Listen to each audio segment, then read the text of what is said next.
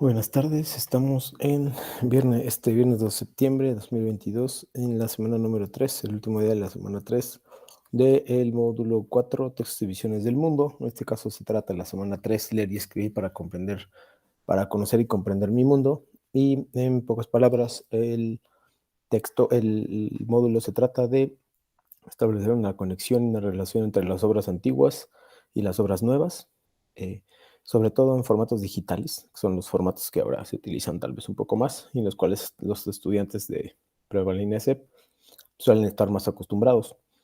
Va a haber la orden del día, es que voy a presentar primero los contenidos del módulo número de la semana 3 del módulo 4, una cuestión general que ya hice el pasado miércoles. Posteriormente colocaré un par de videos, uno que tiene que ver con el arte en la era digital y el otro que es más interesante con la lectura en la era digital. Son dos exposiciones interesantes que les pueden ayudar a apreciar sobre todo en el foro de integración. Voy a explicar brevemente el foro de integración, pero bueno, para seguir la orden del día es revisión del texto, revisión de la semana 3, dos, explicación del foro de integración, cuestiones generales, y dos videos a continuación, uno sobre la lectura en la era digital y otro sobre el arte en la era digital. Primero el de arte, después el de lectura. Eh, Voy a compartir en general. Les recuerdo que muchos de los contenidos que hay aquí siempre están relacionados, como se ve acá, la semana número 3, siempre van de la mano con cuestiones sociales. El hombre y la literatura siempre reflejan una cuestión social y no dejan de revisarla, nunca dejan de actuar en función de los contenidos que están viendo y en función de lo que están viviendo como sociedad. Esa es la mejor parte, me parece, la parte donde podemos ver que la literatura es un reflejo social y también en el caso de la literatura digital, que es la cuestión que más nos ocupa el día de hoy, podemos verlo de una mayor manera. Aquí hay una cuestión, por ejemplo, donde dice literatura y el mundo, que trae dos tipos de presentaciones, es decir, de estilos. El estilo de la crítica marxista y el estructuralismo. Ambos nos sirven como para ver cuáles son las visiones que han tenido las personas para leer un libro, o sea, desde qué punto de vista lo han leído. Realmente no los van a usar en ninguna de estas dos teorías, pero les pueden ayudar para saber cómo se está haciendo un texto o cómo se está revisando, analizando y difundiendo una obra literaria en función de las personas que hablan sobre ella. Eh, lo que sigue son las experiencias estéticas, cuyo video coloqué, bueno, cuyo video reproduje, perdón, el otro día. Y la tercera es el impacto de la literatura en sociedad, de la literatura clásica, es decir, cómo a pesar de que estamos con muchos siglos de diferencia, la literatura clásica sigue premiando hasta nosotros y sigue presentando diversos problemas que nosotros seguimos ocupando. Eso también es bien interesante.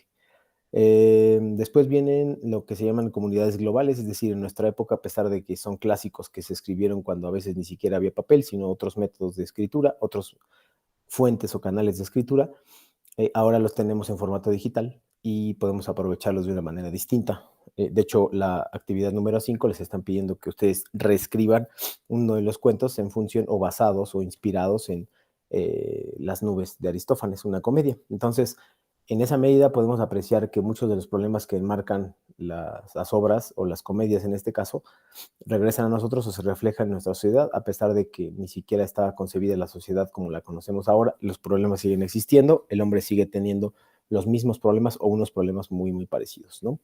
Entonces es básicamente eso, después pues sí ya aterrizamos con la literatura en Internet y sobre todo antes de pasar a la literatura, pues tendrá que ver como, creo que en función del arte. Entonces, este arte se va a explicar en el foro de integración que se llama Literatura Actual y Experiencias Estéticas, donde van a tener que participar 5 veces. Les recuerdo los detalles generales, respetar reglas de la etiqueta, entre 5 y 10 renglones, forzosamente citar o revisar cuestiones generales y a partir de eso pues ya se puede generar otro tipo de contenidos. Permítame un segundo, por favor.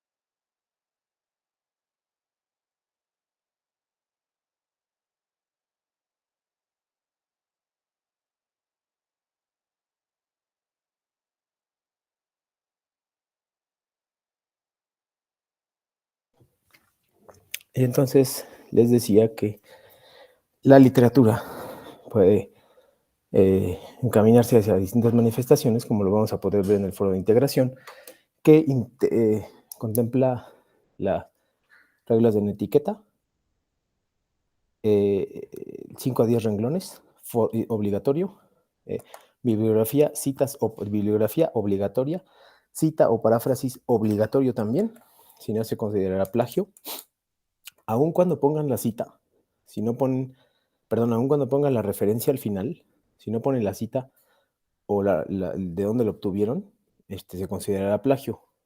Estoy un poco más flexible en los foros, pero en los trabajos no. Así que si tienen dudas pueden consultar el manual o escribirme directamente a mí, ¿no?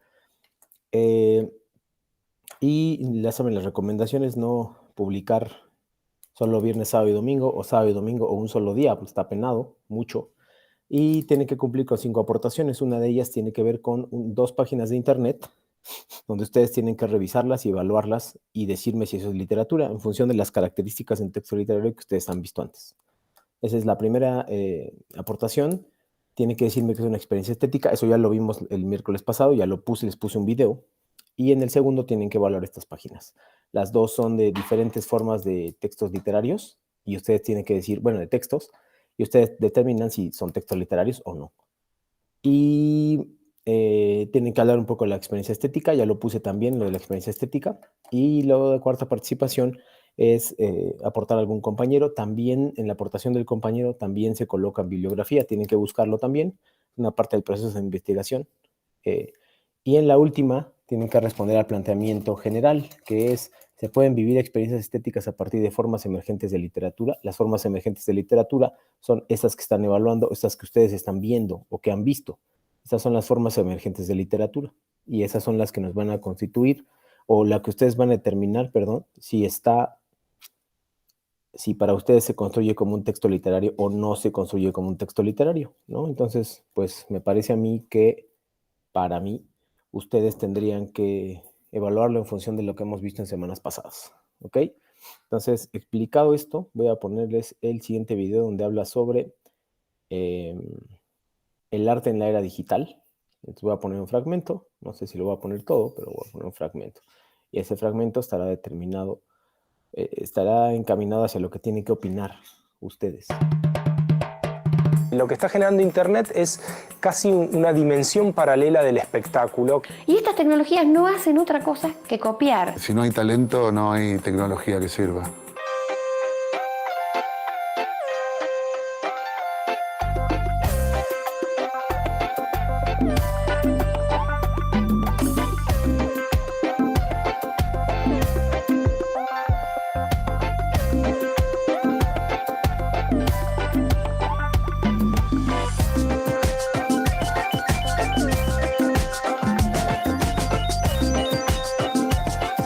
Internet es la última revolución en la historia de la humanidad. En muy poco tiempo cambió radicalmente la forma en que nos relacionamos con otros, con la política, con el arte y con los medios. Conectados, vamos dando forma a un mundo en constante transformación. Así, vivimos en América del Sur la conversión digital. Hemisferio Sur, una región conectada.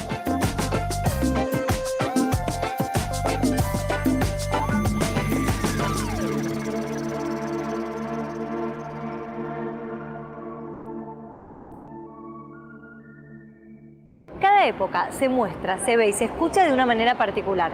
Como nunca antes, el arte, los medios y las tecnologías se encuentran fundidos en una red donde todos podemos meter mano. En el campo del arte, la idea del objeto único, del aura del objeto único, no ha muerto. Creo que todavía sigue siendo el gran gancho, pero también es cierto que esto le ha dado un nuevo dinamismo a los museos. Por un lado, cualquier imagen refleja una verdad, algo que existe, pero se transforma en datos. Al transformarse en datos, esta imagen puede ser manipulada. De alguna forma, la digitalización va permitiendo que todo usuario de la red y de los productos de consumo cultural que circulan por Internet se vaya convirtiendo en algún grado en un productor cultural, pero ya no solo interviniendo en un texto, sino creando sus propios textos. El libro que antes estaba en la biblioteca y tenía una autoridad pasa a ser parte de una fantasía bastante loca, ya no de una persona, sino de una comunidad en Internet. Y va a haber como un pequeño canon en el que todo el mundo va a tener retribución por el contenido que ponga en esa red así ilimitada. ¿Cómo restringir la copia o cómo controlar la circulación en un entorno donde toda persona tiene al menos 1 o 2 dispositivos de copia en sus manos? Sin dudas, las nuevas tecnologías cambian las formas de acceder al arte y al entretenimiento. Pero ¿qué pasa con las narrativas? ¿Hay formas particulares de contar en esta era?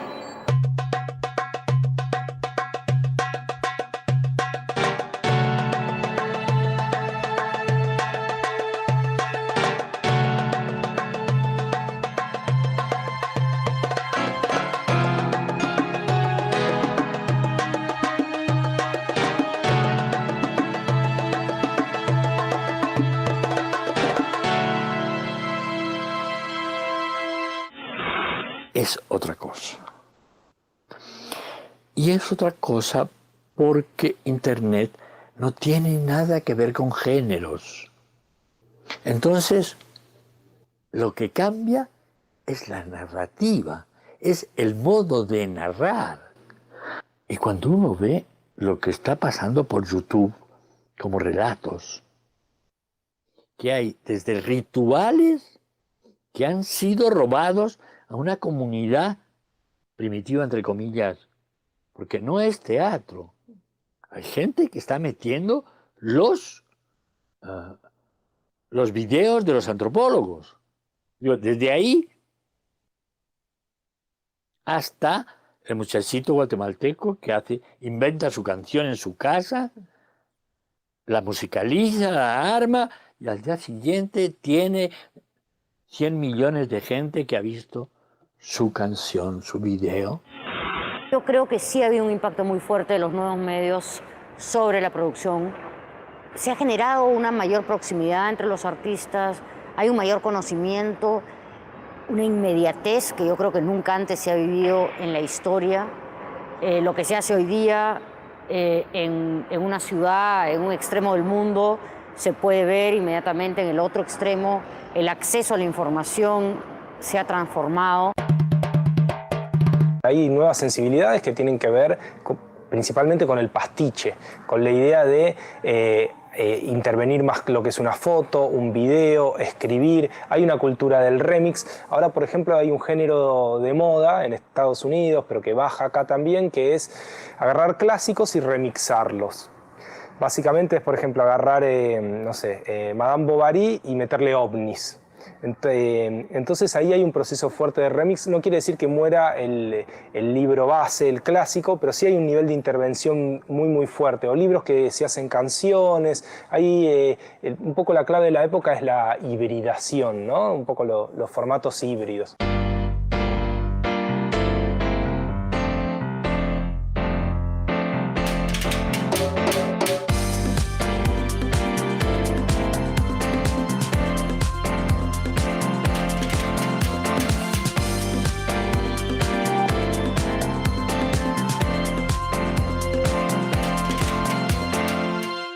Conectados permite acceder al arte y al entretenimiento con una velocidad sin precedentes y desplegando una oferta casi infinita.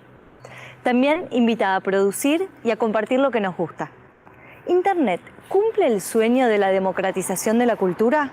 Sí, claro que democratiza la cultura. Lo que pasa es que ahora lo que hay es... Antes la góndola de la cultura tenía distintos productos y esos productos estaban digitados por distintas capas de autoridad. Las editoriales, las discográficas. Ahora la verdad es que todos pueden subir, es decir, se amplió la biblioteca de opciones de consumos culturales. Todos tienen acceso a la cultura y la posibilidad de acceder a ello es vital, es importante, es algo que ayuda a las personas en su crecimiento y en el mundo que les toca. Es casi un tema de igualdad. Va a haber una generación entera que se educó en el uso, la intervención, el consumo activo y la producción a través de las nuevas tecnologías, y eso supongo que por lo menos por algunas generaciones va a dejar una huella. Podrán ser derrotados luego por la industria cultural concentrada, pero lo que yo diría es, bueno, ¿quién les quita lo bailado? Las nuevas tecnologías están transformando las artes, cambian las formas de producción y de distribución. Pero ¿qué historias cuentan las producciones artísticas de esta era?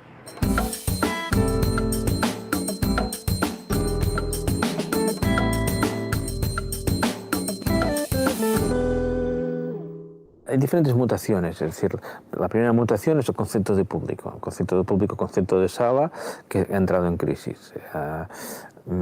Yo siempre me interesa intentar ir a los orígenes, y los orígenes hubieron los hermanos Lumière.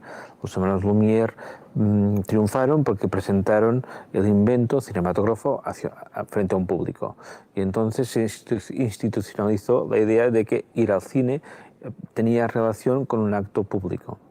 En cambio, Edison tuvo un problema, lo inventó todo, pero no triunfó porque puso el cine dentro de una caja llamada kinetoscopio, y que era una caja para la visión individual de una persona sola que miraba por un agujerito y veía las imágenes.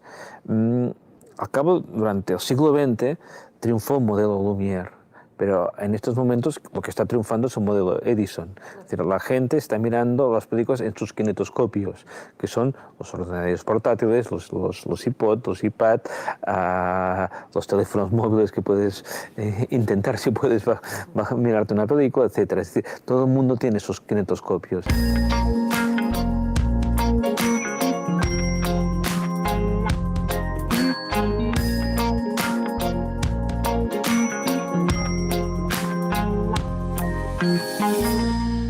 Pablo, ¿cuánto cambió la difusión de música entre el vinilo y el iPod? Cambió muchísimo en términos de cantidad, de cualidad, de posibilidades de consumo, porque lo primero que sucede es que gracias a que digamos, se puede almacenar mucha más música, los jóvenes, que son los usuarios más, digamos, prevalentes de este tipo de tecnologías, pueden escuchar muchísima más música. Pero aparte, como eso se combina con el acceso a música relativamente barato o más barato que nunca en la historia a través de la red, trae un poco la consecuencia de que cualquier chico ha escuchado muchos más géneros y tipos de música que cualquier adulto que era joven hace 20 años o que era joven hace 30 o 40 años. Lo que me resulta interesante de esta proliferación tremenda de música por internet es que veo en algunos chicos que vos ves el iPod y así como están The Cooks o The Strokes, tienen Edith Piaf o Duke Ellington o Smokey Robinson. O sea que la posibilidad de información para la persona realmente interesada y con deseo de juntar cultura le da acceso a mucha música, y eso es muy bueno. Un periodista que era crítico de cine le pregunta a Walter Benjamin: ¿usted cree que algún día el cine llegará a ser arte? Mayor de los 30, 1930. La respuesta de Benjamin fue: ¿usted tiene idea de lo que será el arte después del cine?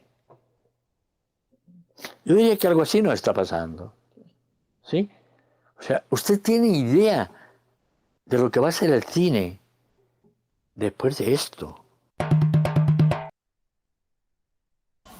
Ahí revisamos cuáles son los componentes que identifican el arte con cuestiones digitales, de Internet específicamente, cómo esos componentes están afectando la forma en que nos acercamos al arte, y en especial a la literatura. El siguiente video sí va a tener que ver con, no solo con el arte en la era digital, sino con la lectura en la era digital, que es lo que deseo que ustedes vean. Dura alrededor de 15 minutos, y con eso vamos a terminar el día de hoy.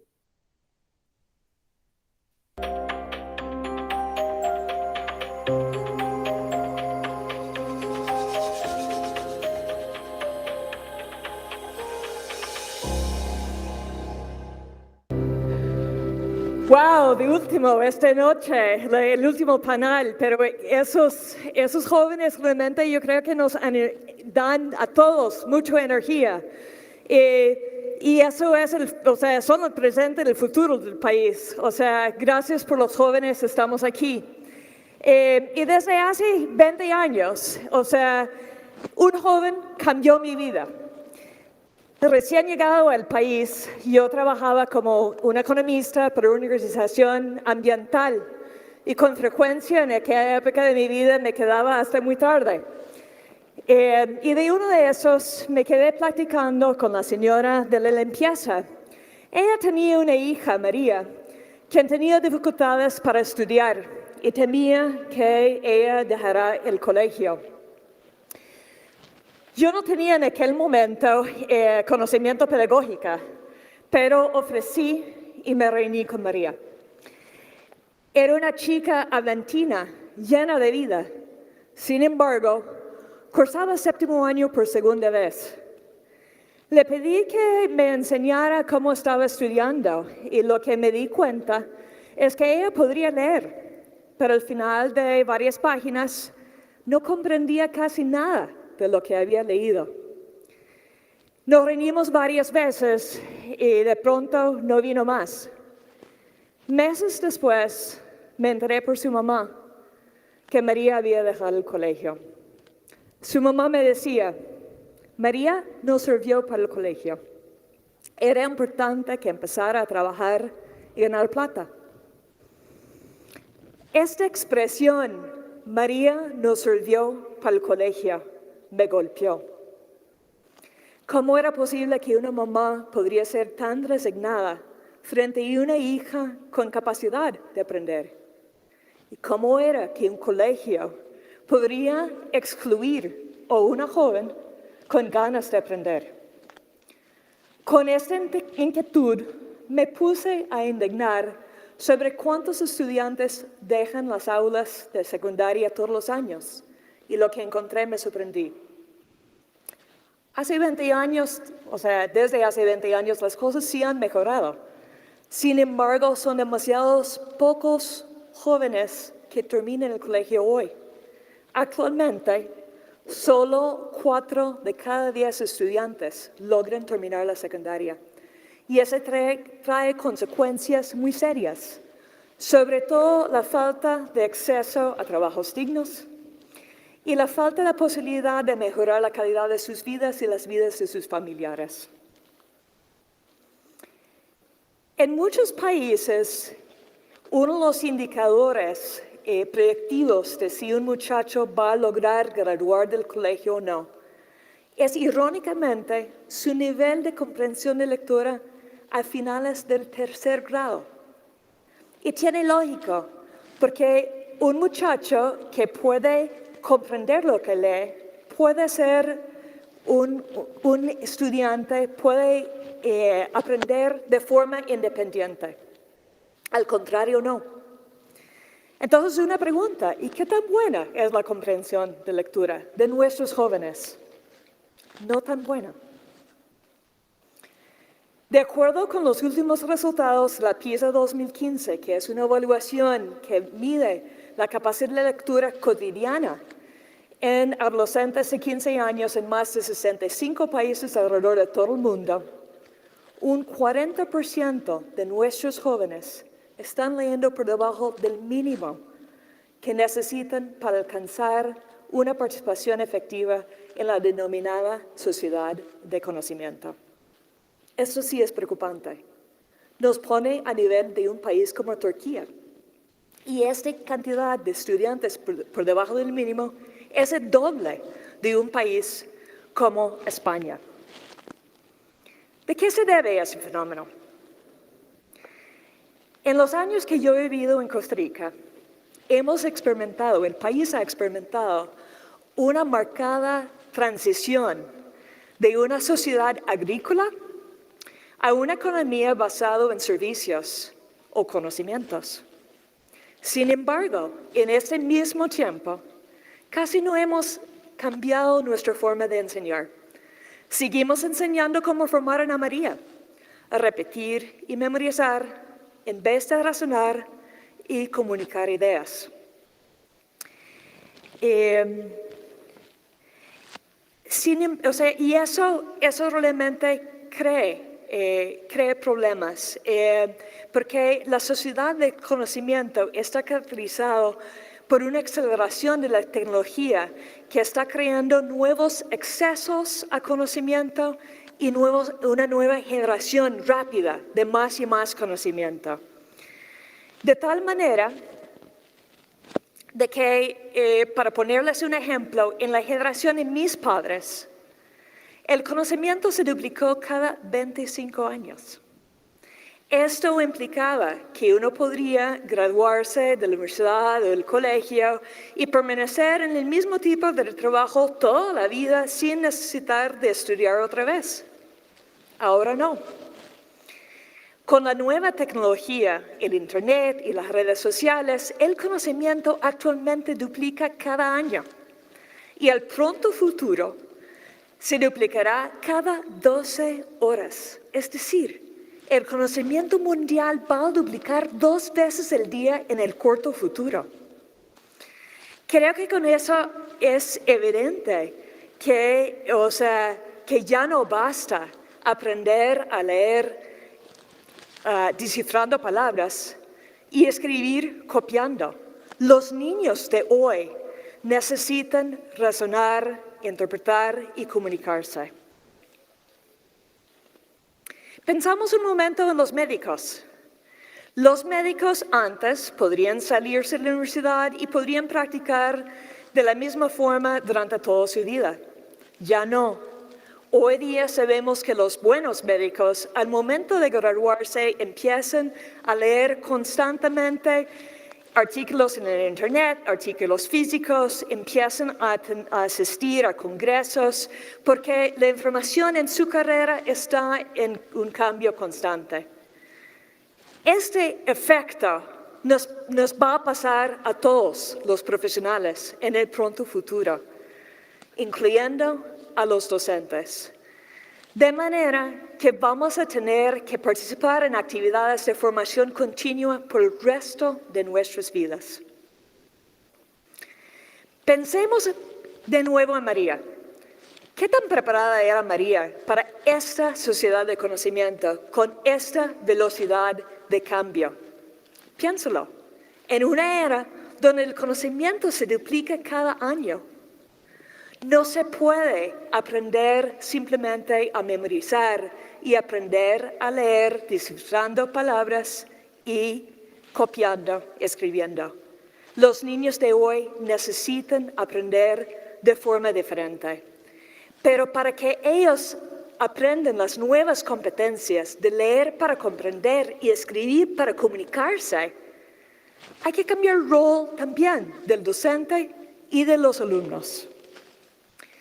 Los docentes tienen que convertirse en facilitadores del aprendizaje y los alumnos tienen que convertirse en agentes activos, como dijo Fernán y como dijo Jaime, activos involucrados en sus propios procesos de aprendizaje, desde preescolar. Ahora quisiera invitarles a visitar 2 aulas del tercer grado en la misma escuela, para que podamos ver la diferencia entre el viejo paradigma y el nuevo paradigma de cómo se puede aprender a leer y escribir. En esa primera aula que estamos entrando, estamos viendo un docente enfrente de la pizarra, como siempre lo vemos, y ella está escribiendo ahí la lección de hoy. Con las espaldas de sus estudiantes les dice, muchachos, ahora abren sus cuadernos a la página 10, leen el artículo sobre el sistema solar y me van a responder las preguntas ahí al final. La docente sale de la pizarra, regresa a su escritorio y por el resto de la lección ahí se queda. Los muchachos, como son listos, saben que muchas de las respuestas se encuentran literalmente en el texto y en vez de leer el texto empiezan a buscar las respuestas y ahí los copian tal cual. Terminan la tarea, al final de la lección salgan, entreguen su cuaderno y ahí la maestra va chequeando quién hizo y quién no hizo la tarea. Seguramente María estudió en una aula como esta. Saliendo de esta aula, entramos otro a la par. En esta, encontramos un docente que está sentada frente a sus estudiantes y lo que escuchamos es que dice, muchachos, esta semana entera vamos a estudiar el sistema solar. ¿Quién sabe algo del sistema solar? Dime. Inmediatamente levanta las manos de muchos de los muchachos y ella empieza a decir, ok, contarnos. Y empieza un diálogo en todo el grupo sobre lo que saben algunos y luego lo que quieren saber ellos al final de la semana. Como dicen los neurocientíficos, están activando los conocimientos y motivando el aprendizaje. De ahí la docente dice, ok, ahora abren sus cuadernos a la página 10 y vamos a leer un artículo sobre el sistema solar. Yo los voy a leer y quiero que ustedes me sigan en silencio.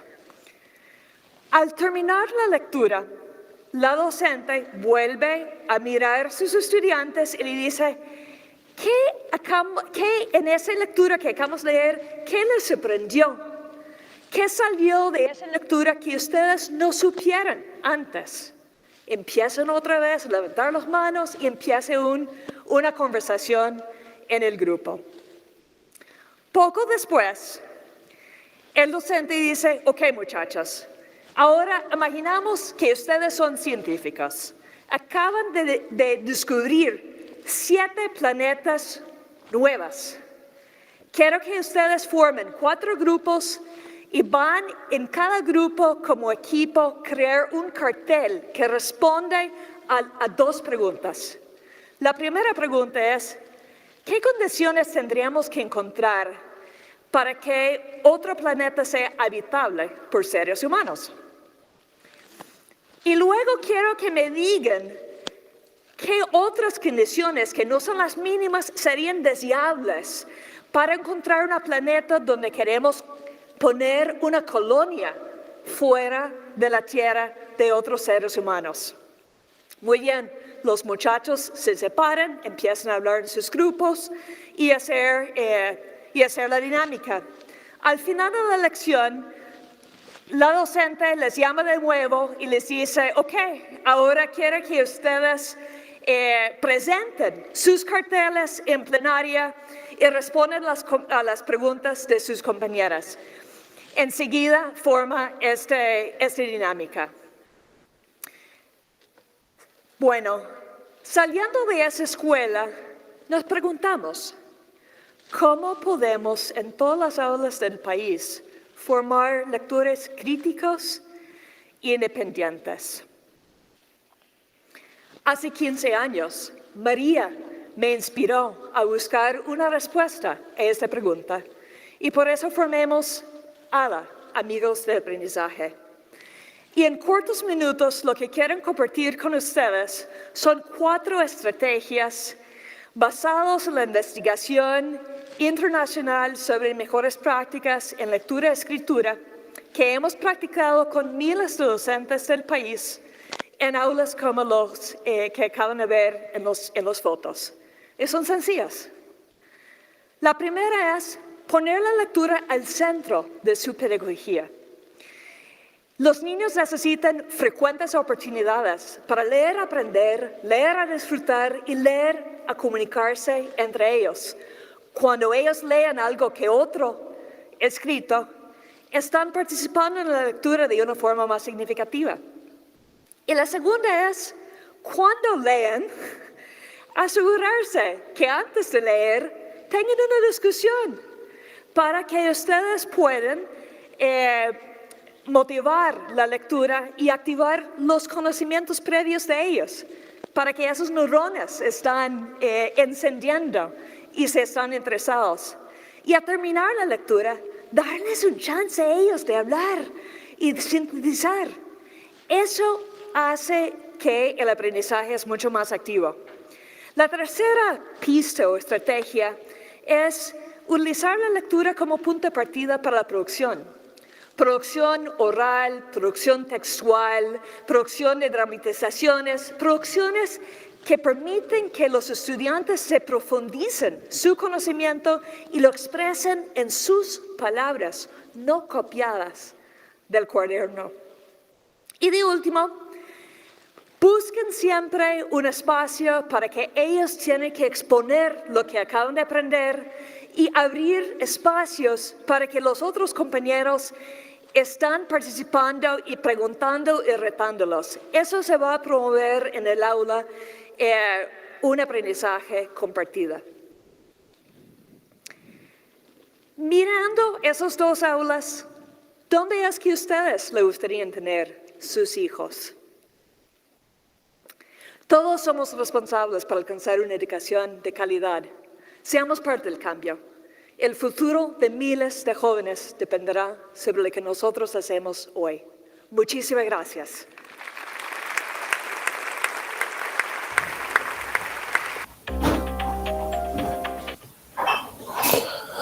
Perfecto, con esto terminamos. Este es, además está decirlo, un video sobre la importancia de la lectura y sobre lo que el papel del profesor puede hacer en función de la lectura. Son de las cosas que se están aplicando justamente en Prepa Línea CEP y que ustedes deberían aprovechar. Algunas respuestas sí pueden ser un poco mecánicas, pero en general se toma en cuenta la idea de ser investigadores o de formar su propio conocimiento. Con esto terminamos el día de hoy. Les deseo mucha suerte en esta semana. Si tienen dudas pueden escribir en el foro Aprendiendo o bien en el foro Novedades. Les deseo mucha suerte y nos vemos la próxima semana. Que estén muy bien.